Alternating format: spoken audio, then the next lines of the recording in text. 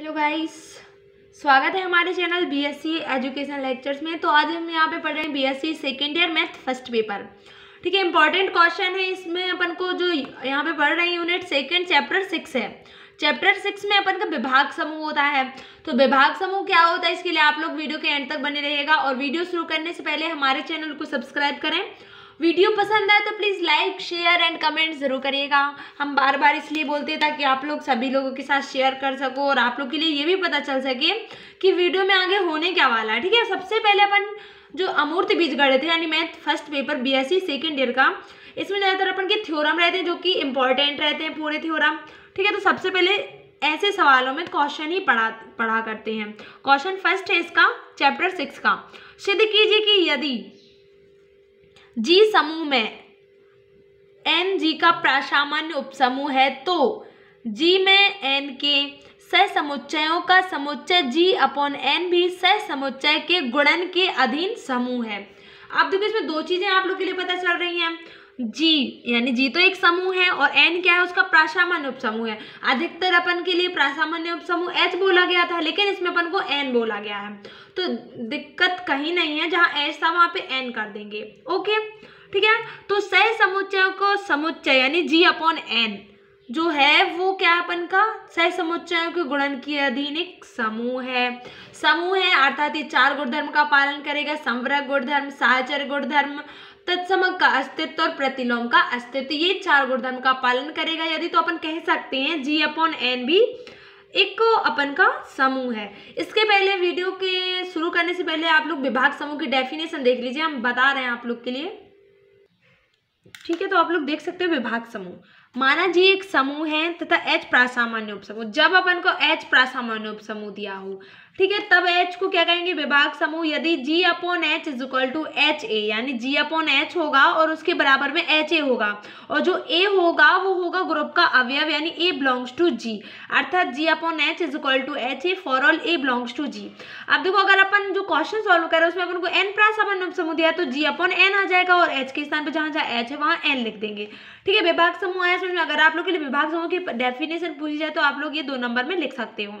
अर्थात इसमें जी अपॉन, ये बस याद करने का, ये तो पता है कि एक समूह होगा उसका प्रासामान्य उपसमूह होगा। प्रासामान्य उपसमूह को कब कहेंगे विभाग समूह, जब G upon H is equal to H A for all A belongs to G, यानी कि जी अपॉन एच जहां होगा वो विभाग समूह कहलाएगा। चलो चलते हैं अपन अपने क्वेश्चन पर। ठीक है, चलो देखो क्वेश्चन पर बोला क्या गया है, जी समूह है तो अपन सबसे पहले अपन लिख लेते हैं माना जी एक समूह है, एन जी का प्रासामान्य उपसमूह, ये बोला गया अपन को।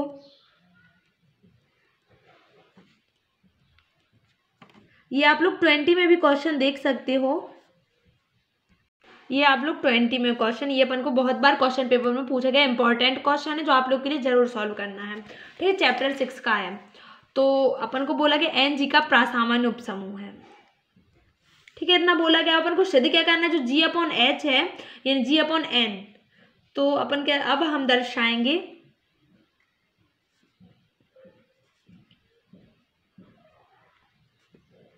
जी अपॉन एन क्या है, समूह है गुणन के सापेक्ष।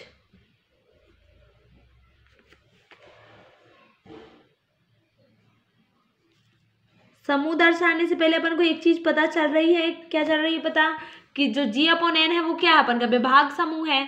तो अपन लिख सकते हैं चूंकि जी अपॉन एन एक विभाग समूह है, तब विभाग समूह की परिभाषा से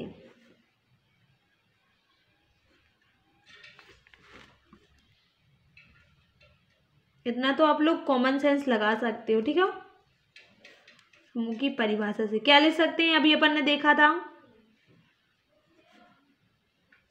कि G upon N is equal to N A, क्योंकि अपन ने उसमें एच लिया था, लेकिन यहाँ पे प्रासामान्य समूह अपन का क्या है, एन है, तो अपन एन लेंगे। N A for all A belongs to G, अर्थात जो ए है वो जी का अवयव होना चाहिए। अपन इसको इस प्रकार से भी लिख सकते हैं कि अच्छे से समझना। ठीक है, इसको अगर अपन ए बी सी अवयव ले लेते हैं, अभी अपन ने केवल एक अवयव लिया था। अगर अपन G upon N is equal to N A N B और एन सी अवयव लेने, फॉर ऑल यानी इस प्रकार अपन आगे तक A B C belongs to G, अर्थात अभी केवल अपन एक अवयव लिया था, अब अपन तीन अवयव क्यों ले रहा है, क्योंकि अपन को ये सिद्ध करना है कि जो ये है अपन का जी अपॉन एन, ये क्या है, एक समूह है। तो इसके लिए अपन को 4 गुणधर्म का पालन करना होगा, एक समवरक गुणधर्म, साहचर्य गुणधर्म, तत्सम का अस्तित्व और प्रतिलोम का अस्तित्व, और इसमें अपन को अलग अलग अवयव लेने पड़ेंगे, क्योंकि जो साहचर्य नियम होगा उसमें अपन को ए बी सी 3 अवयव होंगे, तो इसीलिए अपन यहाँ पे 3 अवयव ले लिए। अब अपन दर्शाते हैं कि जी अपॉन एन, जो जी अपॉन एन है वो समूह होगा यदि वह निम्न गुणधर्म का पालन करे। अपन को गुणधर्म सिद्ध करना है, क्योंकि अभी केवल अपन ने ये लिखा है, अभी अपन को सिद्ध करना है कि निम्न गुणधर्म का पालन करेगा।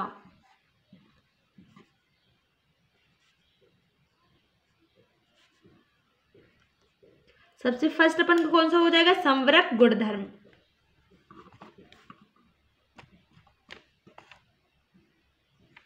बहुत इजी, आप लोग ये कर चुके हो और हमने बता भी दिया था। अगर कहीं भी समूह आया तो अपन को ये 4 कंडीशन बस सिद्ध करनी होगी, ठीक है। तो इसमें अपन को कौन कौन से अवयव ले रहा है, अपन एन ए और एन बी अवयव, यानी कि अगर एन ए बिलोंग करेगा अपन का जी अपॉन एन में, ये अपन ने लिखा है ना, तथा एन बी भी बिलोंग करेगा अपन का जी अपॉन एन में, तो समवरक गुणधर्म से इनको साथ में ले सकते हैं, क्योंकि गुणन संक्रिया करनी है, अर्थात N A into N B हो जाएगा, ठीक है। बिलोंग करना चाहिए अपन का जी अपॉन एन में, तो अपन इसके लिए एन ए इंटू एन भी निकाल लेंगे। अपन ने एक प्रमेय सिद्ध किया था कि 2 दक्षिण सहसमुच्चयों का गुणन मतलब गुणा उनका पुनः सहसमुच्चय होता है, तो यहाँ पे भी वही करना है, अर्थात अपन इनको एक कोष्टक में ऐसे लिख सकते हैं क्या, देखो इसके बीच में कोष्टक लगा सकते हैं, हाँ लगा सकते हैं। तो एन ए एन को अपन एन ए लिख सकते हैं, हाँ लिख सकते हैं, क्योंकि ये अपन का जो क्रम विनिमय नियम होता है इसको आगे पीछे कर सकते हैं, ठीक है। अब देखो उसके आगे अपन को क्या करना है, क्या लिखा था अपन ने, N A into N B लिखा था, और एन ए यहाँ पे ए एन, इसका ब्रैकेट लगा दिया था ऐसा, ठीक है। और एन ए एन को अपन क्या लिख सकते हैं, एन ए लिख सकते हैं, हाँ ठीक है लिख सकते हैं, और अब इनका ब्रैकेट अपन एन एन को लगा सकते हैं, और ए बी, तो एन एन यानी कि जिसमें अपन ने वो दक्षिण सहसमुच्चय वाला किया था कि पुनः एक सहसमुच्चय होता है, अर्थात डबल एन को अपन ओनली एन लिख सकते हैं, क्योंकि N N belongs to capital N, ठीक है, ए बी। तो देखो N A into N B जब बिलोंग कर रहे हैं तो ये भी अपन का बिलोंग करेगा क्या कि में जी अपॉन एन में, क्योंकि ये भी एक सहसमुच्चय बन गया ना ए बी का। अभी ये ए का था और ये बी का था, लेकिन अब ये ए बी दोनों साथ में बन गया है, ठीक है। अब दूसरी कंडीशन अपन साहचर्य गुणधर्म सिद्ध करेंगे। साहचर्य गुणधर्म क्या कहता है कि मतलब उनमें ब्रैकेट बनाने से कोई फर्क नहीं पड़ता है, तो ठीक है साहचर्य गुणधर्म का पालन हम निकालते हैं, साहचर्यता। अपन यहाँ पे क्या लिख सकते हैं, अतः समवरक गुणधर्म का पालन हो रहा है। नीचे साहचर्य के लिए अपन को 3 अवयव लेने पड़ेंगे, ए बी सी, यानी कि अपन लिख सकते हैं एन ए बिलोंग करेगा जब जी अपॉन एन में, तथा एन बी भी बिलोंग करेगा जी अपॉन एन में, क्योंकि ये तो इसके आवेली मतलब विभाग समूह से लिख सकते हैं अपन, ठीक है। तथा एन सी भी बिलोंग करेगा जी अपॉन एन में। तब अपन को सिद्ध करना है कि जो N A N B into N C, यानी इनका ब्रैकेट आगे ब्रैकेट लगा देते हैं, अब N B into N C, ये दोनों भी बिलोंग करेंगे जी अपॉन एन में, ठीक है। ये समवरक गुण, ये साहचर्य गुणधर्म होता है, जो ब्रैकेट आगे लगा दो या पीछे लगा दो, ठीक है। इनको सॉल्व करते हैं। एन ए, इसको अपन एन बी को बी एन लिख सकते हैं, ठीक है। ब्रैकेट लगा सकते हैं क्या अपन, देखो कैसे, एन एन में ब्रैकेट अलग लगा देते हैं और बी सी में अलग ब्रैकेट, यहाँ पे भी अपन ऐसा कर सकते हैं, एन एन और ये ए बी, ठीक है। इतना क्लियर है, अर्थात इनका एन एन अलग ब्रैकेट लगा दिया, बी सी अलग, यहाँ पे भी एन एन अलग ब्रैकेट और ए बी अलग ब्रैकेट लगा दिया। अब देखो डबल एन को अपन क्या लिख सकते हैं, ओनली एन लिख सकते हैं, यहाँ पे एन और ये बी सी, और यहाँ पे भी अपन का क्या हो जाएगा, डबल एन को एक एन लिख सकते हैं, क्योंकि अपन ने अभी लिखा था कि 2 दक्षिण सहसमुच्चयों का गुणा पुनः एक दक्षिण सहसमुच्चय होता है, तो अपन का एक पुनः ये एन हो गया और ये भी, और अपना ये एन सी हो गया, ठीक है। और अपना ये ब्रैकेट लगाते चलना है बी सी का अलग से। अब देखो इसका ऐसा लिख सकते हैं, एन एन को साथ में ले लेते हैं, यानी एन एन और ये वाला ब्रैकेट ए को अलग और बी सी अपना साथ में। यहाँ पे भी अपन को ऐसे ही करना है, एन एन को साथ में ब्रैकेट में लिख लेते हैं और अपन का क्या बचा, ए बी अलग ब्रैकेट में और इंटू सी। ठीक है, इतना क्लियर है। अब देखो डबल एन को अपन सिंगल एन लिख सकते हैं, क्योंकि पुनः दक्षिण सहसमुच्चय होता है दो दक्षिण सहसमुच्चयों का गुणा।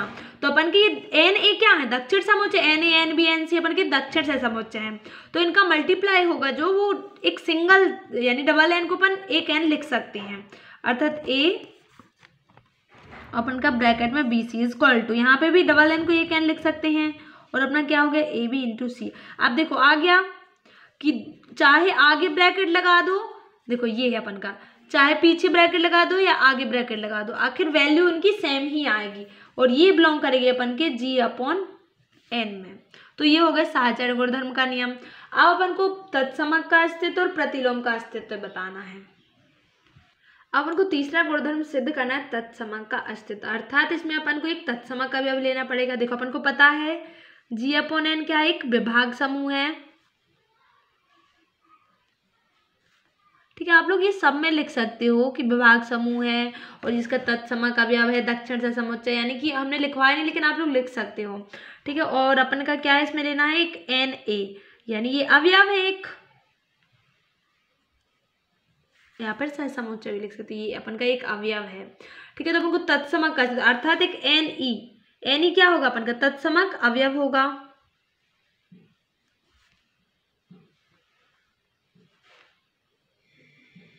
ठीक है, अर्थात अपन को क्या सिद्ध करना है कि जो एन ए है वो बिलोंग करेगा जी अपॉन एन में, तथा एन ई भी बिलोंग करेगा अपन का जी अपॉन एन में, क्योंकि ये तो इसके अवयव है तो ये तो इसमें बिलोंग करेंगे ही।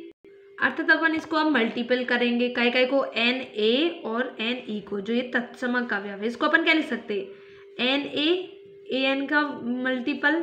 ठीक है, तो ए एन को अपन क्या लिख सकते हैं एन ए लिख सकते हैं और अपना ये इंटू में ई, तो डबल एन हो गया। डबल एन को सिंगल एन लिख सकते हैं।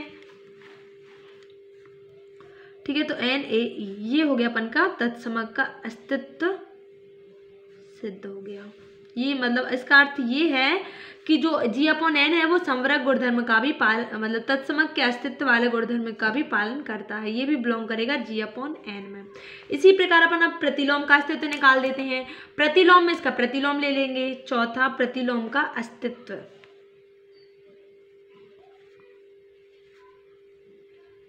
अर्थात अपन को क्या बताना है कि जब जी मतलब जो एन ए है वो बिलोंग करेगा अपन का जी अपॉन एन में, अर्थात ये है इसका मतलब कि एन ए इनवर्स भी बिलोंग करना चाहिए अपन का जी अपॉन एन में। अर्थात अब इनका मल्टीपल करेंगे तो N A into N A inverse equal to अपन क्या लिख सकते हैं N A into N A inverse, इनके बीच में लगा देते ब्रैकेट। तो ब्रैकेट को जब अलग अलग, अभी तो इसको अपन एन ए लिख सकते ए एन को और ये अपना ए इनवर्स हो जाएगा। ठीक है, तो एन एन को साथ में ले लेते हैं और अपना ये ए इंटू ए इनवर्स, तो ए इंटू ए इनवर्स क्या हो गया अपना ई, और डबल एन को सिंगल एन लिख सकते हैं, अर्थात ये हो गया अपन का प्रतिलोम का अस्तित्व। तो यहाँ पे ये भी बिलोंग करेगा अपन का जी अपॉन एन में। अतः अपन लिख सकते हैं कि जी अपॉन एन एक समूह है, प्रूव दैट, क्योंकि अपन ने चारों गुणधर्म सिद्ध कर दिए। ठीक है, अतः जी अपॉन एन एक समूह है, प्रूव्ड दैट।